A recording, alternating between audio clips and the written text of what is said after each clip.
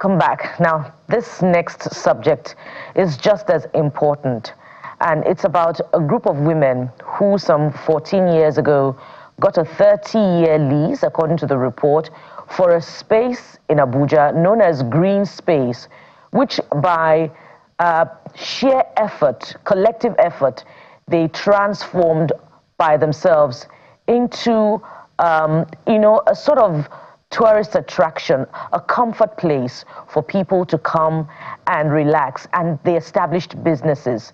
Now, according to reports from the Federal Capital Territory Authority, they didn't come back for re-evaluation of their property, and so this green space has now been demolished. And it took the social media and in fact mainstream media by surprise last week, and there was a lot of shock and outrage at the demolition. So you've seen pictures of the green space, of what it was before and now after the demolition. Now the women join us on the program this morning from our Abuja studio. Let's welcome Chisom Ume, a legal practitioner and women's rights advocate. We also have Progress Okuk. She's founder, creative director in Kaiso Women, social justice and public governance advocate. Both women join us from our Abuja studio. Thank you so much, ladies, for joining us on the morning brief. Thank you. Good morning. Good morning. Thank you for having us here. So I'm going to start with Progress. I'd like you to take us through, the securing of this property, how it all started before what happened last year. I believe the report about the concerns for demolition began last year, but take us through the very beginning. Help us understand how Green Space came about.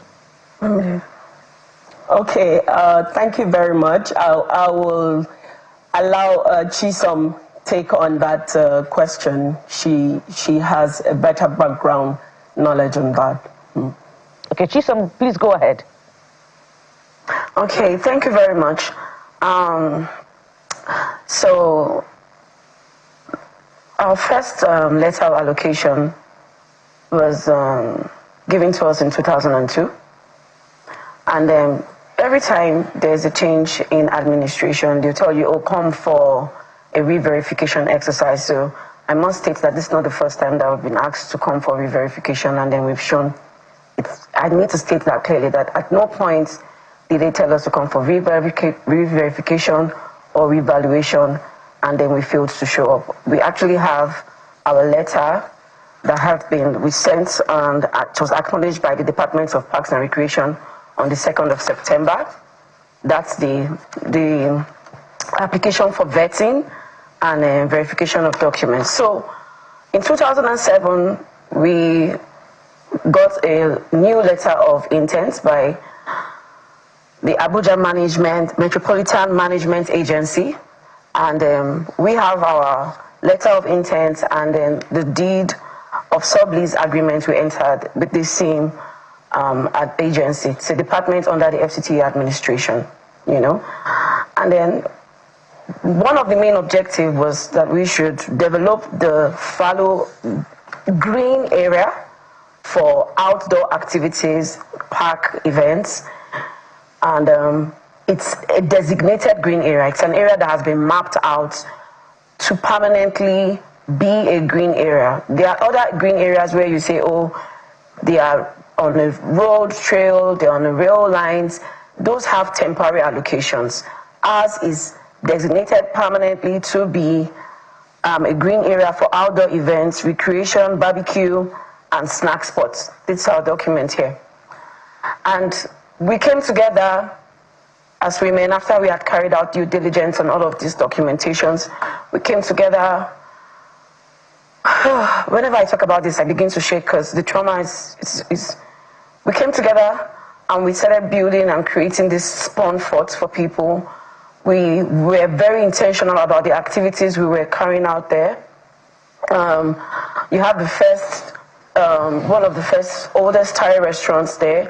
You have one of the first paint and sip studios there. You have all of this there, and it's being pushed and founded by women, And so when earlier this year, we got the same notification that they wanted us to, in fact, there's a news press briefing on that, where the Director of Development Control, Mr. Galadima, stated that they wanted to cancel all green areas and revoke it solely because some areas had violated their terms of agreement, and that they needed to go through a vetting process, and they will reallocate this places back to people who they had not flouted. We went ahead and went through the verification processes. I had stated this initially, and we have paid all our ground rents. We've paid all the statutory fees. We made our payments to the Abuja Municipal Council area. We make our fees to these agencies, still working under the FCTA. And we pay our taxes. We try as much as possible to ensure that we are on the side of the good side of the law. Yeah. And then so when this publication came out by Galadima that they wanted to revoke these places because some persons had violated, we didn't even think that we were in that category.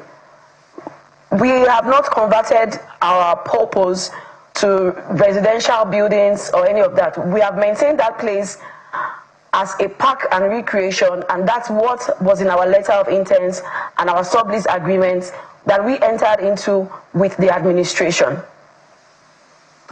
Now, when they came on the 22nd of September to paste our letter of revocation, we thought it was applicable to every person.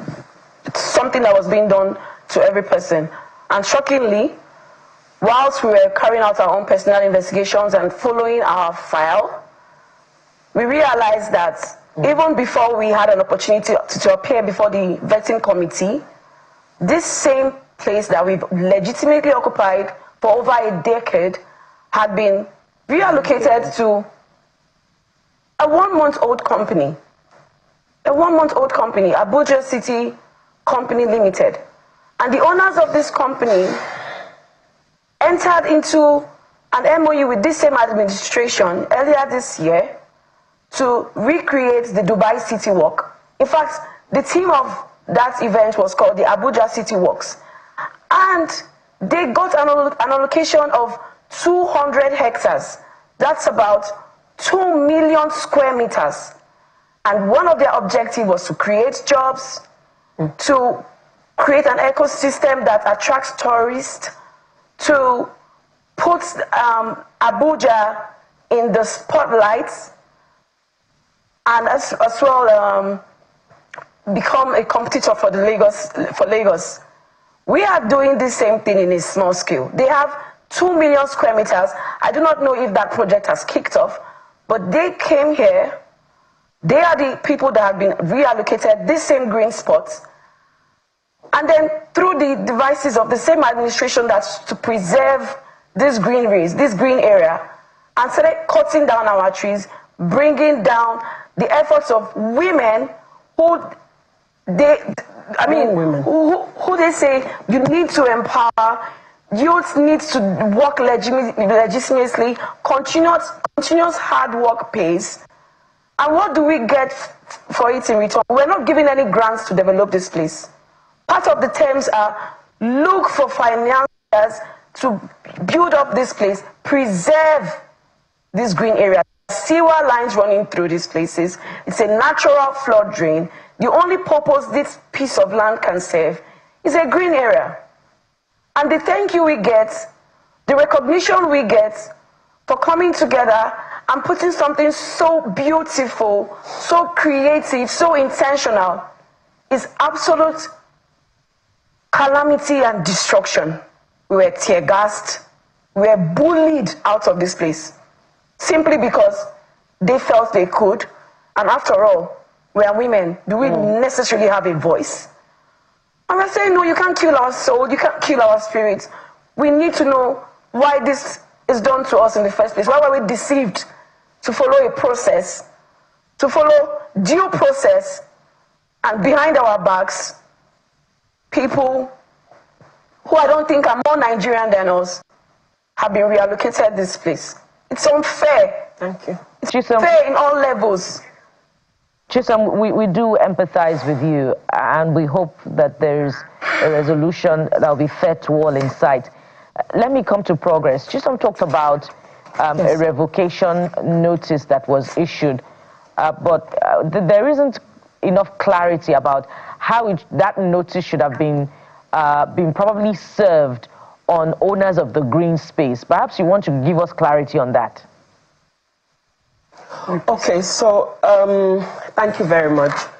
So in April, we had just paid our ground rents in April, and although the new, we have the documents here, and the new FCT administration had instigated some changes, and of course one of it was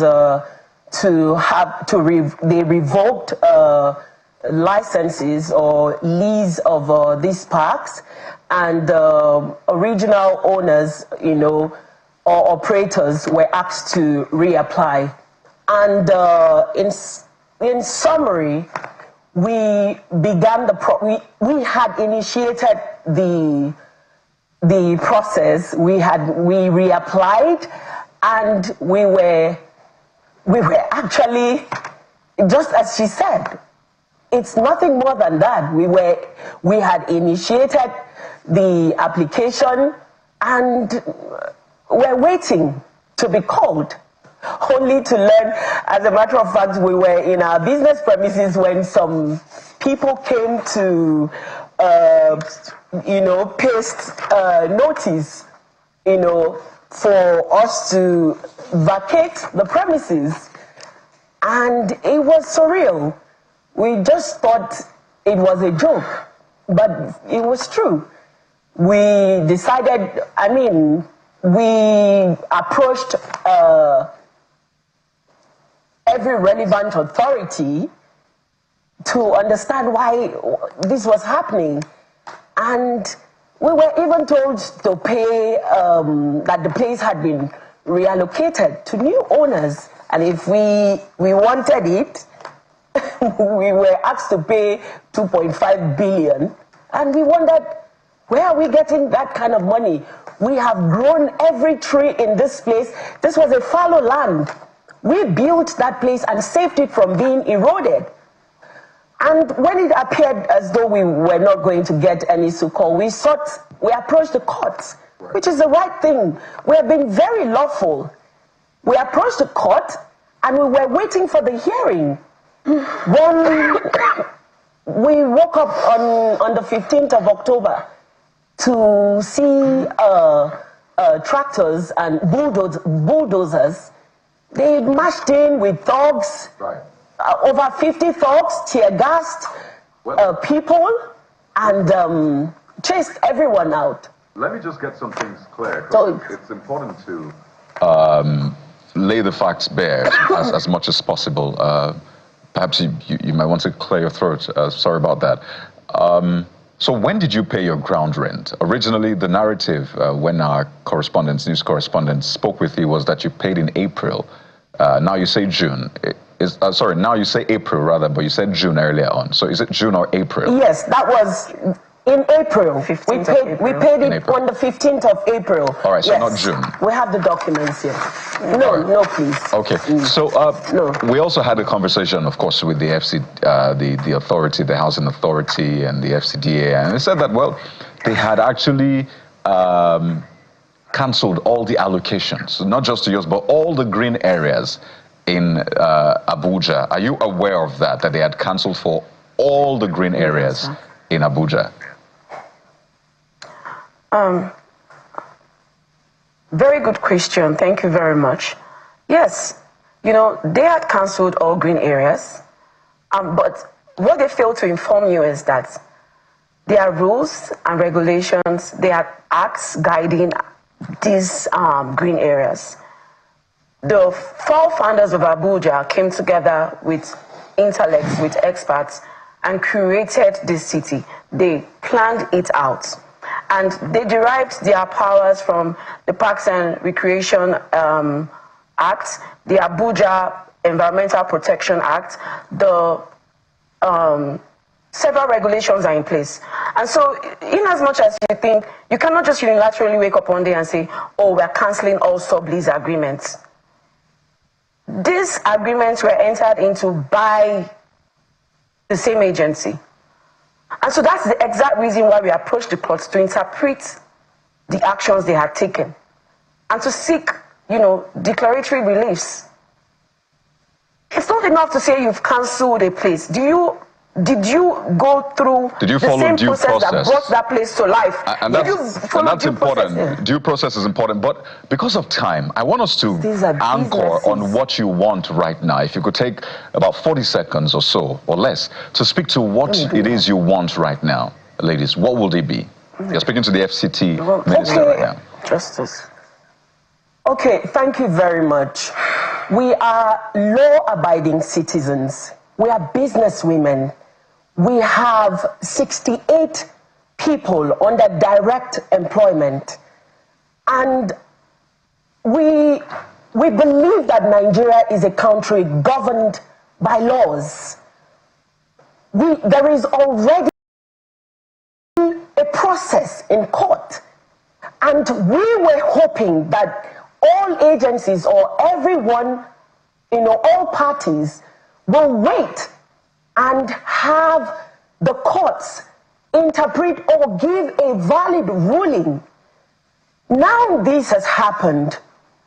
Recently, the president had called on young Nigerians, businesses to come back home to establish businesses. And we are wondering, we are a business. We are an SME. We have people who have been taken out of jobs. And we are appealing to the president, President Bola Ahmed Tinubu, a father, a man who is poised to revamp the country, reposition the country and its economy. And we are asking that do not let this happen. Save our businesses. Let there be the rule of law.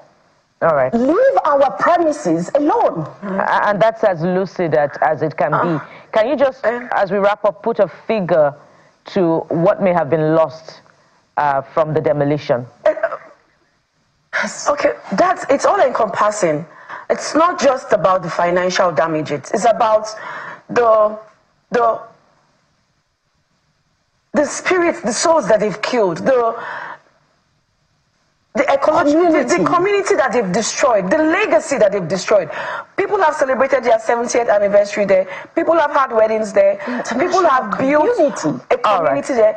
Abuja is a place where people live in solitude. We want justice. We want a thorough investigation as to how these persons acquired this place. And we want an opportunity to appear before the minister and, speak our minds. And that's why we are here. We need him to listen to us and see what's happening. And that's why this conversation has been had. We hope that meeting will come through and there'll be progress from here. Amen. We must thank you very much, ladies, for your time on the program. Thank you. Chisom Ume is a legal practitioner, women's rights advocate, and Progress Okuk is the founder, creative director in Kaiser Women, social justice and public governance advocate. They both joined us from our Abuja studio.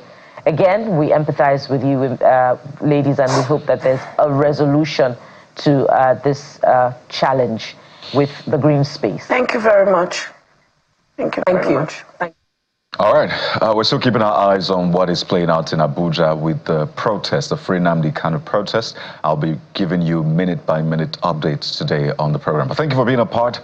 I'm Kayode Okikilujo. Have a great day ahead. And Sunrise Daily is up next, so stay with Channels Television. I am Bukola Sota. Bye for now.